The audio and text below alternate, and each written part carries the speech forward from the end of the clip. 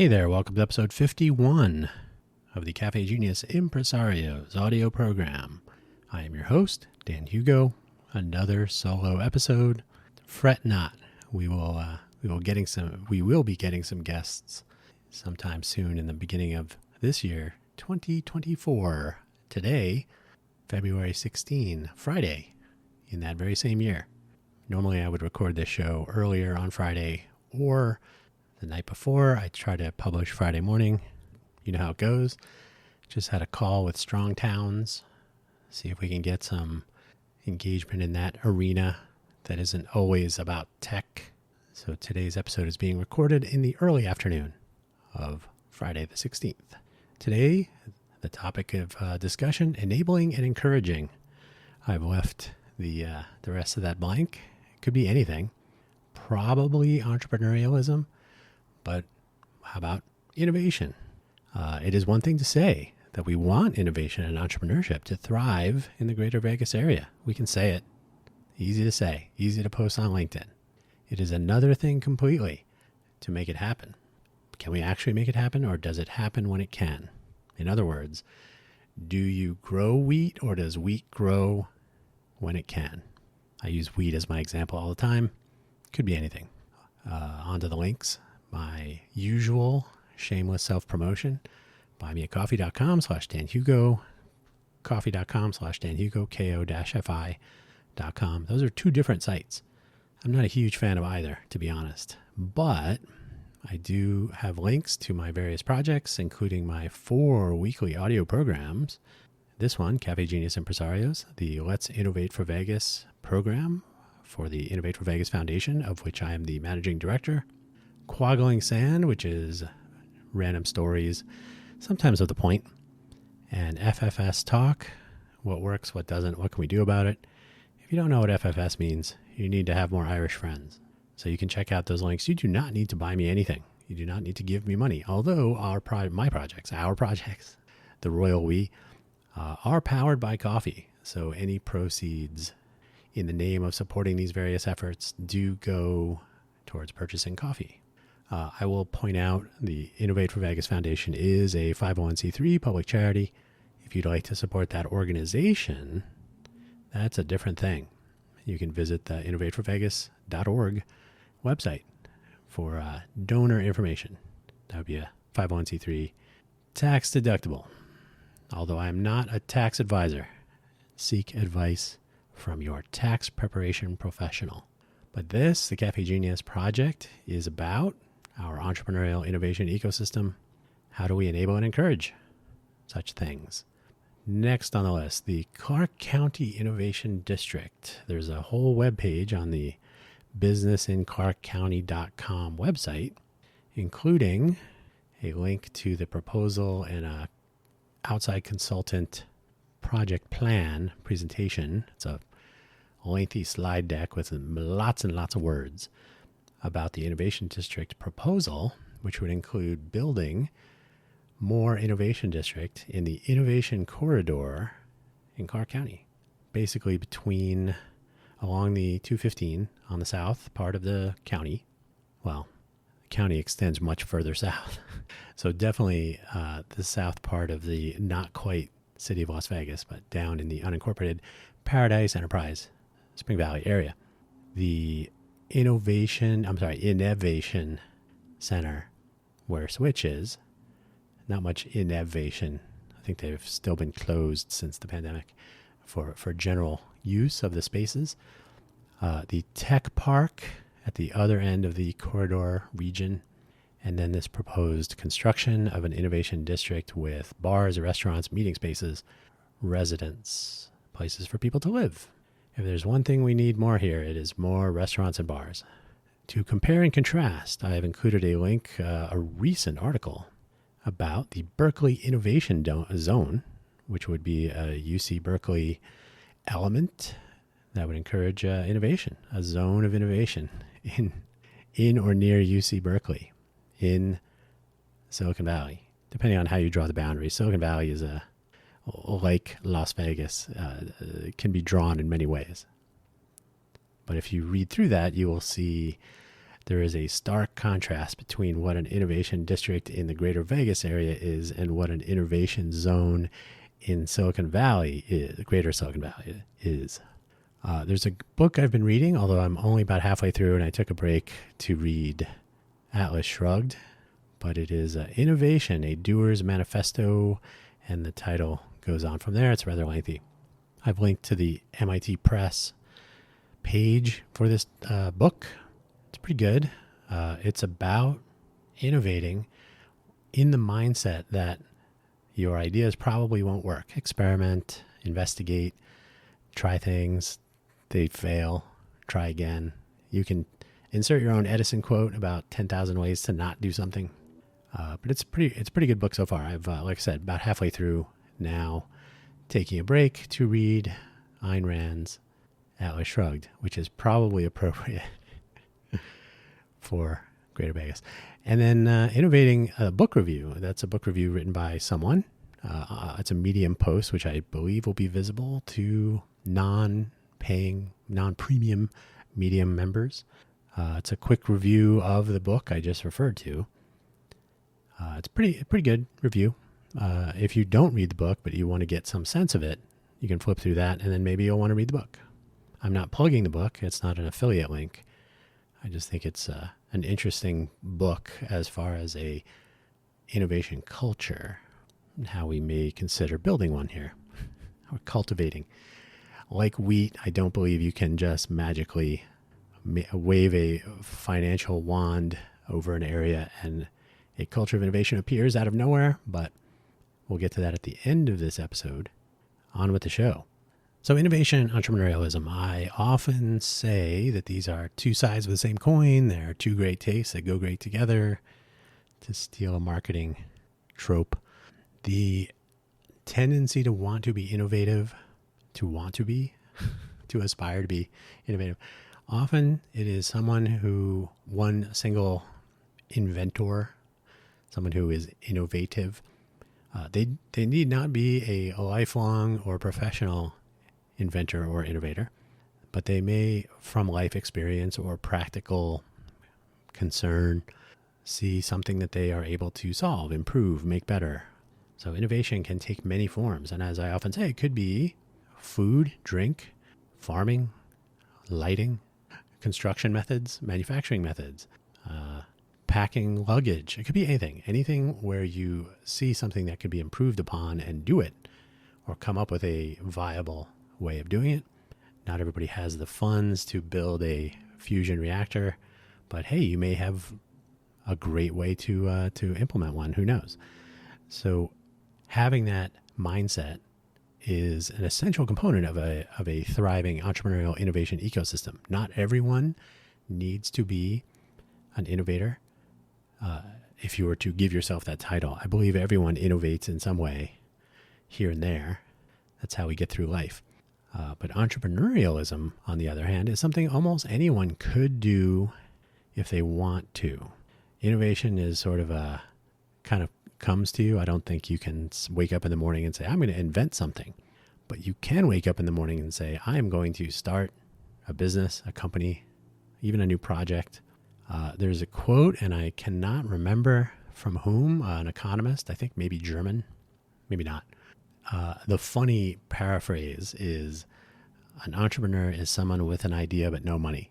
But I believe the actual economic or economist, but from an economic perspective, an entrepreneur is someone who aims to derive profit from ideas or business.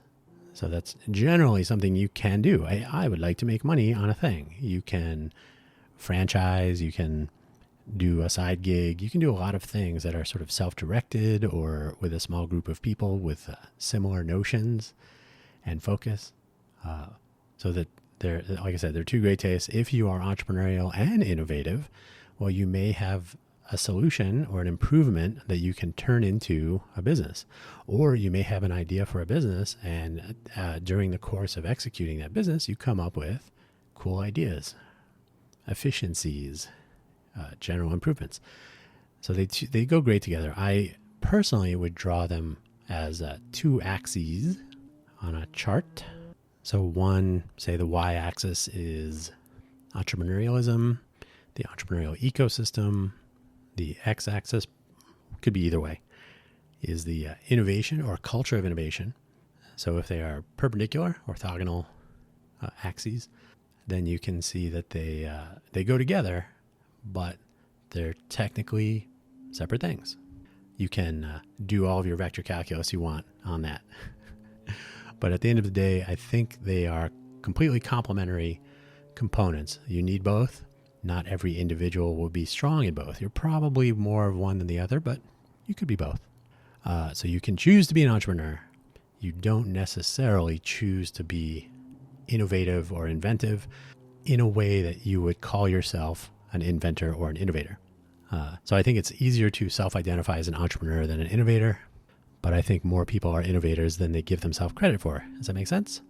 But both benefit substantially. Both being an entrepreneur and being an innovator both benefit substantially with a willingness to fail, because that's when you learn. If everything just works, you don't learn anything. You're just going with what worked. So if you do read the innovating book, I should have included the author. Let me pull that up here. Although I'm sure you're going to read it. That should almost go without saying. Where did I? Okay. Preparation. Where's that book? There it is. Okay. Luis Perez Breva. Prez-Breva. First name Luis, Luis. So the full title, by the way, Innovating, a Doer's Manifesto for Starting from a Hunch, Prototyping Problems, Scaling Up, and Learning to be Productively Wrong. That means failing and learning from it.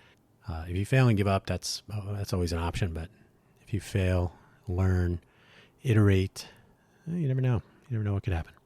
So let's talk about the platform, the parts and the people. So if you read that book, parts and people are the two things. You have a hunch, you get the parts together. The parts could be anything, pretty much. It could be meeting space, dry erase pens, a chem lab, a fusion reactor. Try out your fusion reactor idea.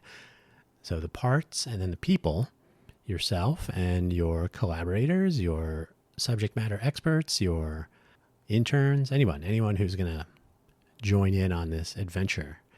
The hunch is an interesting, if you read the book, it goes into substantially more detail about this, but you kind of pick a starting point that might be close or it might be far away. And then you come up with ways to iterate on that hunch to try to see if you can come up with some solution, an innovative solution sometimes to a particular challenge. So whatever you're trying to solve or address or improve or elevate, you pick a starting point and you could be wrong. Your hunch could be completely incorrect.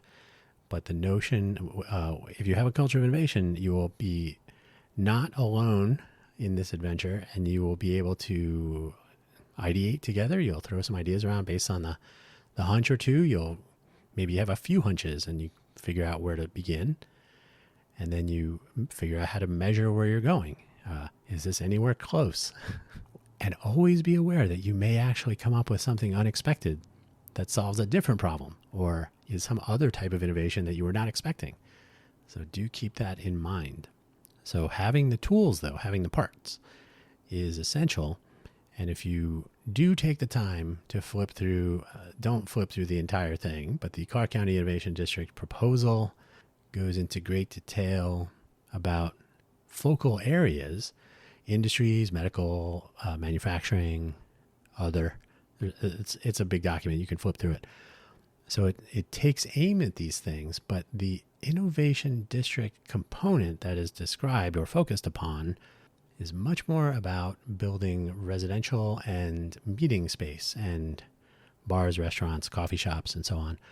So it's sort of the serendipitous collision model of the downtown project, which itself is not bad when you have the other parts that you would need to enable innovation. If you've heard me speak about the Fusion Center idea from 10 years ago when I first proposed this at UNLV, you need to have the lab space. You need to have a place where you can do electronics or agriculture, right? An indoor farm. I don't want to always sound like I'm talking tech. It is the majority of my professional background, but it's not the entire universe. So the ability to apply cross-functional, cross-disciplinary expertise or resources that go along with that expertise. So I may want to build a farming robot. So I might need to have some hardware, technical hardware, but mechanical hardware development resources. That could be 3D printers. It could be a basic metal shop. Maybe I need to have a metal lathe and an end mill and a sheet metal brake, and I need to have some motors, and I need to have some circuit boards made, and I need to have a place to try my small farm. So I need some indoor agricultural resources. I can make these on my own. But if you're going to build an innovation district, it might be useful to have some of these parts available in some way. Sometimes you can call a makerspace an essential element of such a thing, and I believe that is true. But the makerspace needs to be flexible enough to enable things that you haven't thought of yet. And the same goes for hackathons.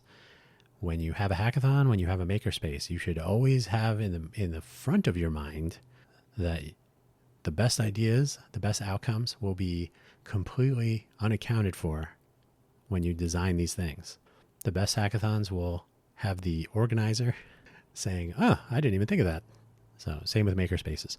So having the notion in mind that whatever people think might be built or developed in the makerspace or in the hackathon that they are planning or organizing or assembling, whatever they think, the outcomes may be wildly different. Just like innovation itself. Your hunch at the beginning may yield very unexpected results at the end, and that should be something that you're ready for. And I think this is one of the areas where Silicon Valley excelled, especially during my time there. Coincidence? No. So having the notion in mind that providing, I always use the Lego example. So if you provide a table, a workspace of some sort with a giant pile of Lego blocks of various types, sizes, shapes, colors, some special pieces, some generic bricks, you may provide instructions for a particular project, or even better, none, and people will build what they have in their mind. They may partner up with others. Hey, you want to build a thing, or you want to build a different thing? You want to build a giant thing? You want to build 10 things that all fit together? So when you provide the building blocks without specific direction, it's amazing what innovative personalities will do. And I believe there are, if you look at the 1-9-90 paradigm, 1% doers, 9% enablers, 90% observers. So the 1%ers will start picking up pieces and sticking them together, and the 9%ers will say, "Oh, that looks cool," and they go, "Oh, you want to get it on? Let's build a thing, a big giant, whatever." And then 90% will kind of wait. Maybe they'll be invited, like, "Hey, you want to get this end of the giant thing we're building? You want to pick that up?" But observers tend to be a little bit more passive or require a little bit more motivation. So if the platform, the parts and the people, see, I've already kind of started talking about the people. If you have the parts and you have people in your culture of innovation, the platform means putting those together around a hunch or idea and ideating, if you like, to reach some point of innovation when you've kind of reached an aha moment. Oh, this kind of works. And then you can implement it, see if it works for everybody or your target audience, and then deploy it to the world. But you have to start somewhere. So in an innovation district, you are going to claim that a geography has the parts, or some of the parts, that will bring the people together. So the parts and the people can commence an innovation life cycle from idea, hunch.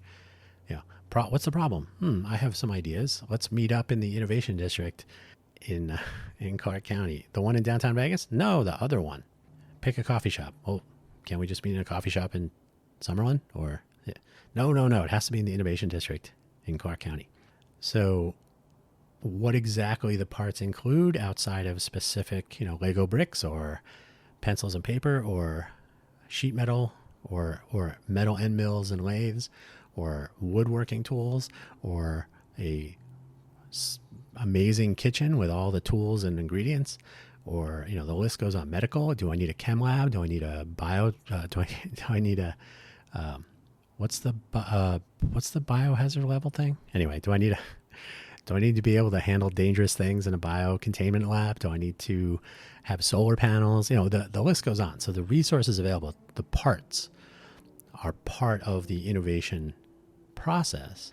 And the people that understand this culture of innovation have the tendency to want to use those parts or develop those hunches and use those parts, all fit together very nicely. So that's part of the plan, right? So the Silicon Valley way, first of all, Silicon Valley started off with Stanford University. That's just a fact. So fairly strong academic base or foundation. Professor Ternan, I've talked about this already. Professor Ternan moved into the Bay Area, took on an engineering department director or something. I can't remember now. Not looking at it. Professor Ternan, famous radar engineer during World War II, a lot of government support, convinced Shockley to move from Bell Labs to, I think it was Bell Labs, right? To Menlo Park, Shockley Semiconductor. That began Silicon Valley proper. Hewlett and Packard received encouragement from Professor Ternan.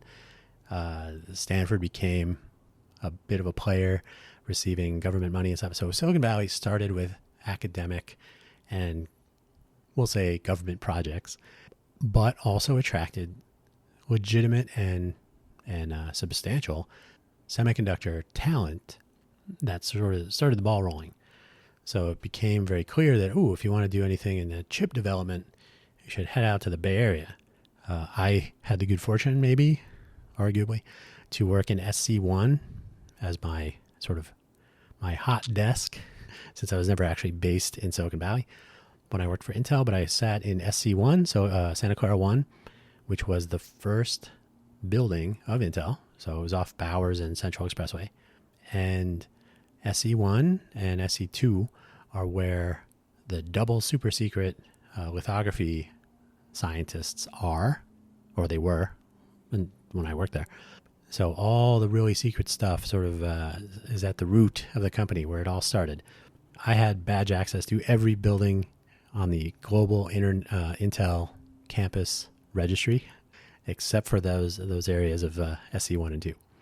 So that's where the aliens are, the bodies, the spaceships, all that. So interesting time. So Silicon Valley started, though, with real silicon and has advanced through the turmoil of venture capital in the 90s to a place today where you can barely afford to live there and a host of other problems. But access to capital, the venture capital days to accelerate innovation were a bit of a game changer, though they did not cause Silicon Valley to begin to form. So you cannot simply sprinkle money on a place. That culture of innovation, the confluence of talent and resources, etc., made Silicon Valley, the seeds of Silicon Valley, what they eventually would become. For better or worse, I will never move back to Silicon Valley for what that's worth. Infrastructure enables innovation. So if you have the offices, the maker spaces, there were several of those in the Bay Area. If you have the academic side, if you have talent pool, if you have motivated people, if you have commercial components of the innovation process, so you have circuit board manufacturing, you have FCC testing, you have thermal testing, you have prototyping, you have, I was in an open biotech lab where you could do biology startup endeavors. You have your accelerators, all the pieces are all sort of swimming together. I don't know if you probably couldn't call it a organized infrastructure, but it was a place where it was a fertile ground for infrastructure to emerge. And there was certainly demand for different types of infrastructure to enable different types of innovation. So technical resources and certainly the people part, more and more people. And then, of course, you gentrify the whole place, can't afford to live there. So if you do look at the Berkeley Innovation Zone, I think there was a paragraph that sort of says it well. Where is that? There it is. Draft Environmental Impact Report for the Innovation Zone, a two-structure laboratory on the western side of the campus. Redefine the city skyline. There we go. So the draft EIR provides a site map and detailed description of the master plan but does not include the design illustrations. So it doesn't get into super detail, but the facilities will include wet and dry laboratories, so that's chem, possibly bio, research and support space, administrative offices, meeting rooms, and conference rooms. The combined master plan will have a permanent occupancy of 1,090 workers, likely from the private sector. So this is the talent pool that works to enable innovation in areas that require and benefit from specialized infrastructure and resources. So 11 stories, blah, blah, blah, da, da, da. Replacing some buildings, buildings starting in the summer. So they're going to have some dorm rooms as part of a larger plan. So it sounds from the 50,000 foot view like similar thinking to the innovation district that is proposed for Clark County. The biggest project spearheaded by the school is the future Berkeley Space Center. So think about that as part of a larger overarching innovation capability, Berkeley Space Center. We have the spaceport, which is a commercial endeavor, which kind of didn't impress me. So yeah, Berkeley diving in. Why? Because Berkeley already has an established culture of innovation, strong academic underpinnings, and a history of innovation culture that can feed back on itself. Right. So important to think about that. If you then, I'll move on to the next item in my notes. If you then compare that to the Greater Vegas way, and if you do flip through that document, which is huge and makes a lot of lofty assumptions and statements of intent, I suppose. But if you look at that again, so the living space, some sort of residences, but restaurants, bars, meeting spaces, and so on. And you heard me say it from the Berkeley Innovation Zone, there's going to be some conference rooms and so on, but also laboratory space. And this is on top of existing infrastructure around technology development. Some of my colleagues from college, so we're talking a long time ago, but they had moved on to Berkeley for graduate school. So I visited their chemistry labs at some point. So you had people doing real work at Berkeley.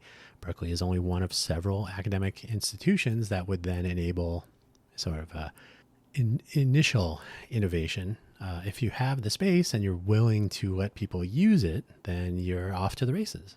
If you don't have the space, you have to build a tech park, or you have to enable somehow a public university. And UC Berkeley is a public university, but you have to have your board of regents on board with enabling engagement with startups. And depending on how they enable that, you will either get interest or no thank you.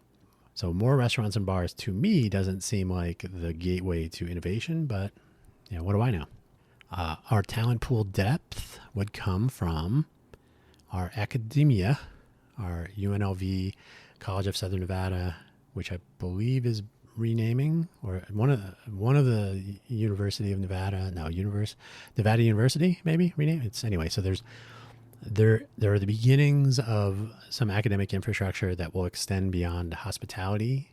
So some medical focus, the engineering school at UNLV could be there. There's research and there are some success stories there.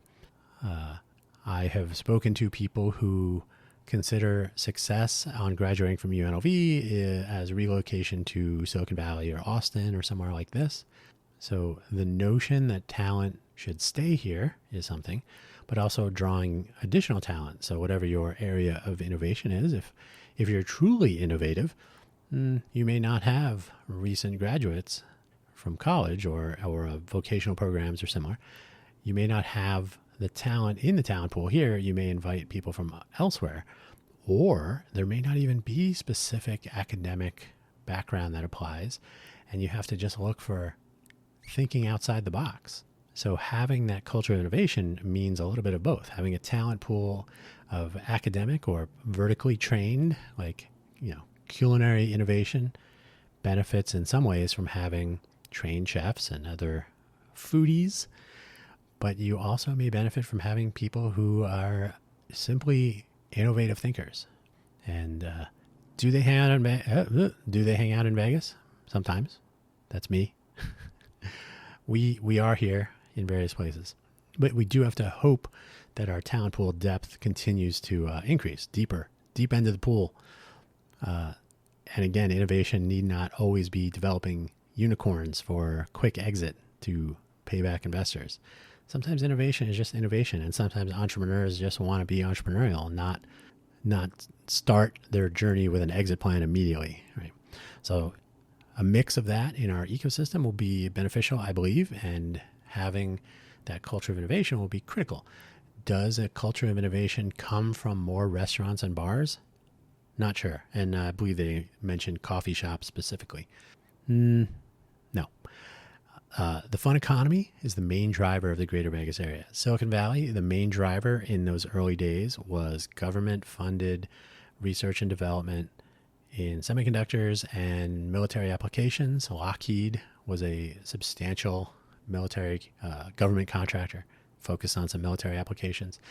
I don't think anyone doesn't know about the blimp hangars, Moffett Park, Moffett Field, where the blimps were. There are countless military contracting companies in the South Bay area, access to the bay in the Sunnyvale area, for example, where Moffett Park is, Mountain View, and that whole part enabled direct access to bay / seafaring vessels. So not everything was Silicon Valley to start, but that certainly was an early part of the start of Silicon Valley. It was actual semiconductors, government money, very strong academic underpinnings, and the development and emergence of more than development. Although you can say you can develop some of the talent pool with an attractive academic program, but the emergence of a very strong and motivated innovation culture and talent pool, I believe you could say happened organically because of demand for project talent, whether strong academics, academic resources there, and so on. So I think a lot of it was a confluence of events and available funding and talent, motivation from Professor Turner and Shockley. Shockley being a negative impact. He was known for being kind of a jerk. I kind of identify with that. So the fun economy here, you could say, is sort of like the silicon economy, or even the government project economy of the early days of Silicon Valley. And we're talking like 1947, 1955, somewhere in there, when it really the ball began to really get rolling. So here we've had the fun economy for quite some time. It's only getting stronger. And now that the fun economy has added professional sports, maybe baseball. Just saw that Adam Silver thinks that an expansion NBA team is a strong possibility. And of course, the Raiders. So we have our NFL, we have our Golden Knights, so we have our NHL, and Formula One, for all the havoc it wreaked for small business, looks to be making a return in November of 2024. So professional sports, gambling, gaming, tourism, conventions, entertainment in general. The fun economy is strong and will continue to be strong. So innovation towards the fun economy, Blackfire Innovation focuses heavily on hospitality and gaming, is important. Certainly focus on sports, sports medicine, sports health would be interesting, and there's some focus there. Manufacturing, maybe, although the lack of water makes some manufacturing a challenge, but still manufacturing. Of course, indoor agriculture and water conservative farming agriculture, big things here that don't get as much attention as they might. So while the fun economy is a super strong element and will probably drive a great number of things, any sort of advancements or noteworthy accomplishments, in other words, if you want to get any attention whatsoever, you better be building a stadium or worse. So, but we should not kid ourselves that we are not a fun economy. We're not going to be the next Silicon Valley. But at the same time, we cannot ignore innovation, partially because that would just be silly, and also because not everything is reflexively tech innovation. So innovation in general is worth fighting for, is worth paying attention to, it's worth celebrating, something that doesn't happen enough here. But the Silicon Valley way is to build more innovation space. The greater Vegas way is to build more meetup space. Something to think about. So what to do in the next 10 years. I have been saying this many times, 10-year plan. We need to develop or really cultivate a culture of innovation, beginning with students in the 7th grade, age 12. Why age 12? Why 7th grade? Because 7th grade is the typical start of junior high, could be 6th, depending on where you are. 7th grade, age 12, we are beginning to identify our actual interest areas. We begin at that age to consider, what do I actually want to be when I grow up? Not at this point it's a YouTube or TikTok creator, but generally speaking, this is where interests begin to form because of the way school is structured. We are often taking different classes, moving between classrooms, maybe a bio or chemistry lab, maybe early physics. Our after-school activities might include things like robotics or sports or cooking. Maybe we're attending a specialized school, as they have here at the academies here in the Vegas area. So maybe you're doing some culinary or automotive mechanical engineering. I think that's what they call it. Or other sort of vocational leaning programs that are still in the high school level. So there's a lot of possibility to be innovative beginning in 7th grade. I've just mentioned some high school stuff, but if you have that mindset, when these resources become available, when the curriculum and the approach to academic program structure can kind of coincide with this tendency to become curious or become maybe aspirational. When I was in 7th grade, I really wanted to be in the Air Force. I really wanted to be a pilot. My bedroom had pictures of airplanes all over it on the walls. I was really all in. I loved to go to air shows. I was all in on identifying airplanes and different models and different Air Force vehicles and Navy vehicles and so on. So I was totally in, starting with 7th grade. By the time I was in college, freshman year of college, I had pretty much resigned, thanks to my eyesight, that I would not be a military. Sorry, I bumped into the microphone there. I would not be a military pilot, but I would be. I was definitely technically inclined, and so computers, technology, much more interesting. However, all of that sort of fit together. If I was going to be in the Air Force, I was going to be an aeronautical engineer. I took an interest in math and science. I already had those, but I was interested in how things worked, and I happened to be interested in flying. So 7th grade, that's the theory. I don't think anyone would really argue. You can start, I learned how to read when I was very young, like 3 or 4 or something. So not discounting the time up to 7th grade or age 12, but it's important to realize that at some point young people will begin to plan, or at least plan to plan. They will ideate for themselves on what they would like to do. And if we can engage entrepreneurial innovators in like upper age ranges, like out of school, to proactively participate in a cultivation process, we will start to see some mentorship. We'll start to see leading by example in general. And we may actually wake up to the notion that someone else could do this stuff, but it could be you. You could be someone else. And that's where those 7th graders can begin to become inspired. More city and county events. Believe it or not, Clark County had a smart city hackathon while I was with Intel. So this was a long time ago. But they did actually have a smart city hackathon. Where have these hackathons gone? That is a great question. So we can have county and city challenges. They don't need to be smart city hackathons. They could be any number of things. It could encourage the innovation. It doesn't have to encourage a particular type of outcome. So we can focus on innovation for community elevation. We could be looking at food technology, ag tech, indoor farming. We could be looking at water conservation. We could be looking at solar. We could be looking at efficiencies, new construction techniques. And 7th graders, too young to think about how to build more energy efficient homes? I don't think so. That's a good time to start. Did you know you can do city hackathons? You can actually bring together people in a city during city plan development. And most cities need to develop like a 5 or a 10-year plan, or maybe a 20-year plan. So as they go through the process of developing these plans, and personally, I think they should iterate on them so that they can adjust year over year.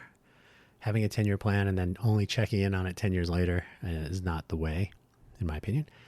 So, but you can have people from neighborhoods, communities, proactively participate in a hackathon style innovation sprint where they can actually present solvable problems and receive through sort of a mentor program or mentor affiliation, real advice and feedback from city staffers and subject matter experts so that people who live in and among potential solvable problems, whatever they are, could share ideas, come up with solutions, innovate, make our smart city smarter with real feedback and advice and guidance from subject matter experts who may not live where you do and would benefit from your insights from where you live and they do not.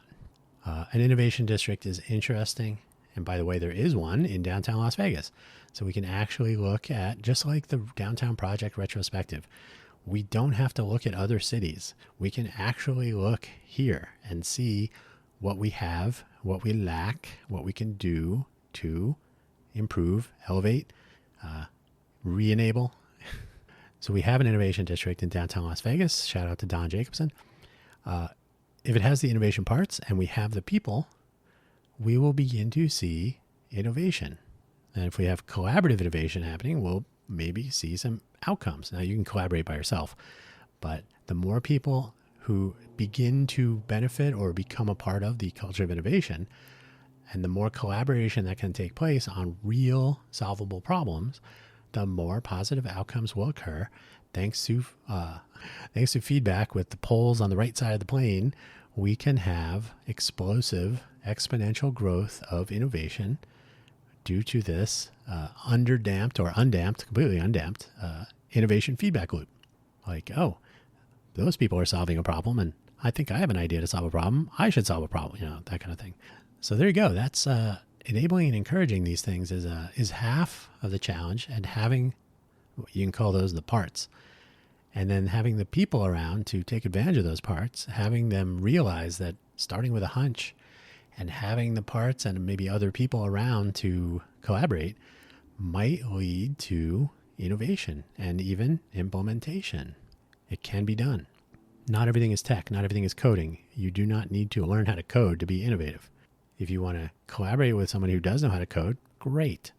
If you want to use AI tools to code for you without knowing what it's doing, not great, but that'll be something that becomes apparent over time.